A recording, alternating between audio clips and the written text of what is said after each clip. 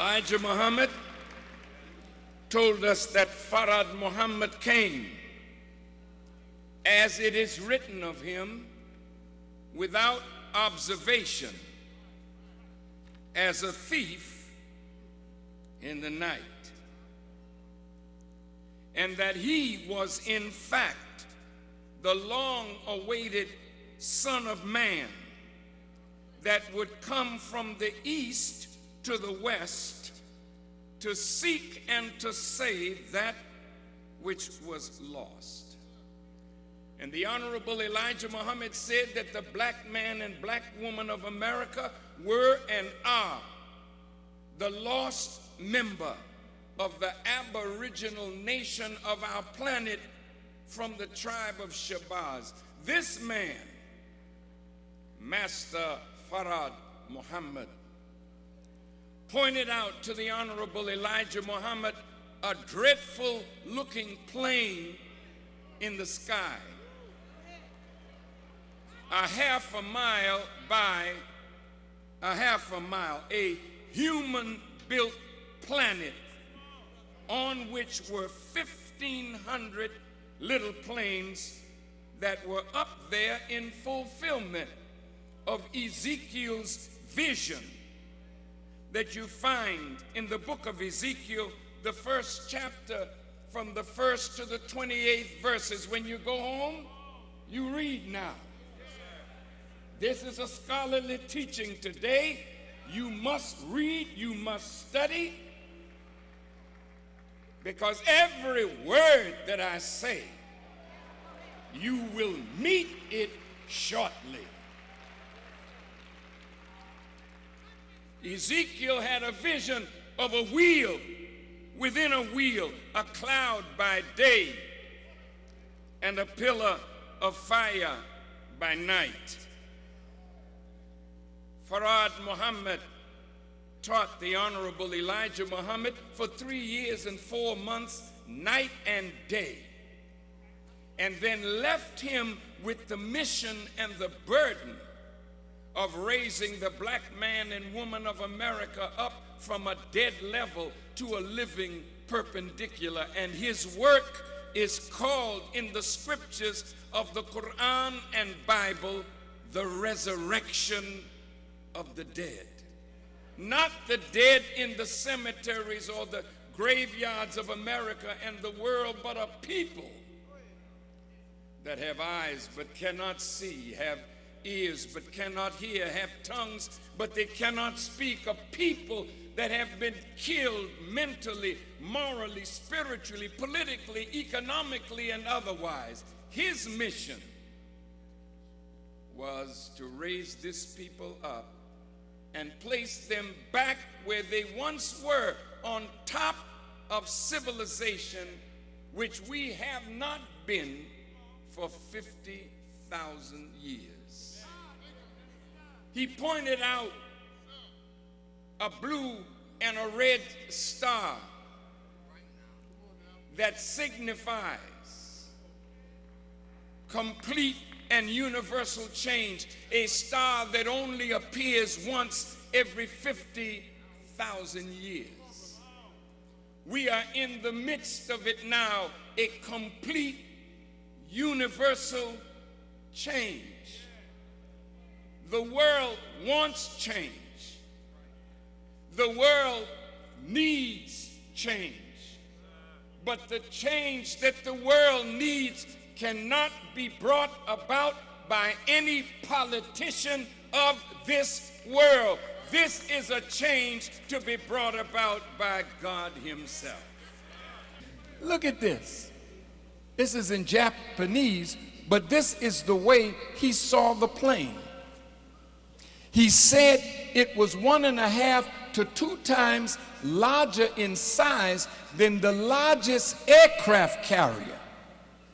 And the largest aircraft carrier is 1/4 mile long. So if it's 2 times that, it's 1/2 mile. Now think about this, 1/2 mile and 1/2 mile. And in it are 1,500 bombing planes. Now we get to the meat of this. On those planes, each plane, 1,500 of them, have 3 bombs.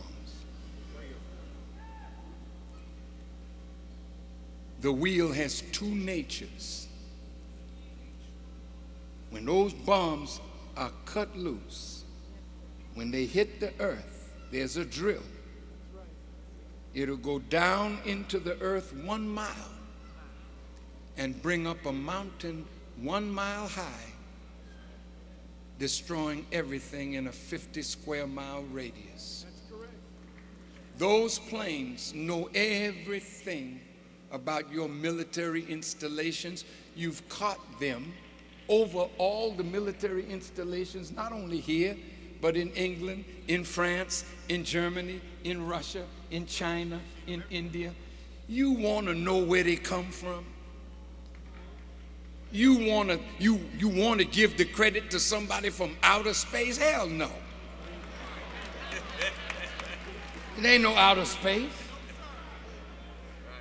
You are a baby, white folks, in your knowledge, listen, of science.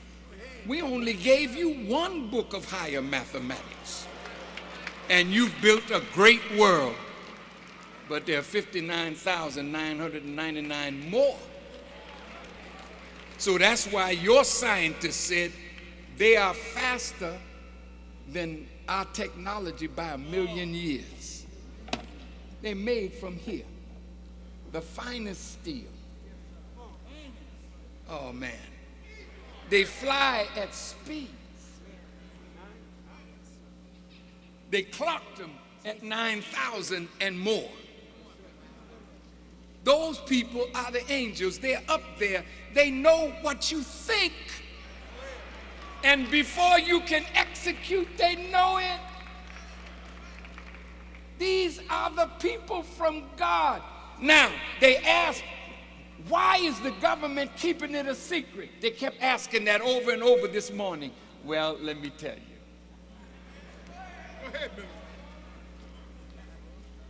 L. Ron Hubbard, in his book on radiation, said, whenever there's a weapon that a nation has no defense against, that nation's sovereignty is threatened. Because it is the duty of every nation to protect its citizens. So when America developed the hydrogen bomb, the atom bomb, and this high technology weaponry, and Russia did, both of them made all the smaller nations feel frightened. And so each of them had a camp. Russian in the camp of Russia, in the camp of America, right?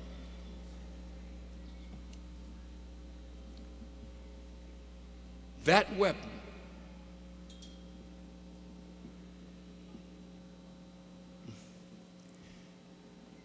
it is so powerful.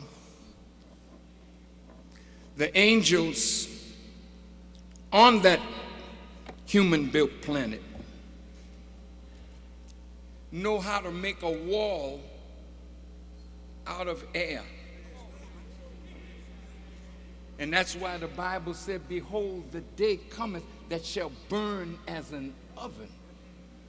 They can wall in America where you can't come in or go out, and cut a shortage in gravity and start a fire coming all the way down. Look, you've been talking about fire next time? Well, here it is.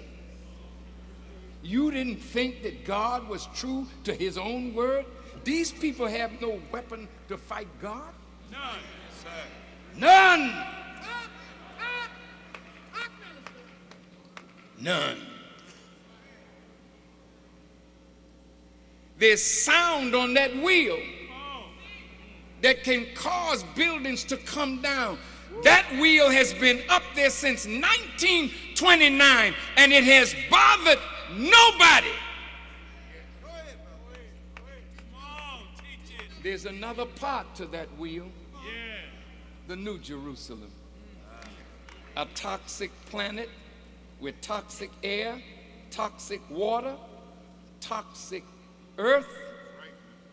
Up there, everything we got down here, they got it up there, but it's perfectly pure. And the wisdom to purify the planet is there. To heal all disease is there.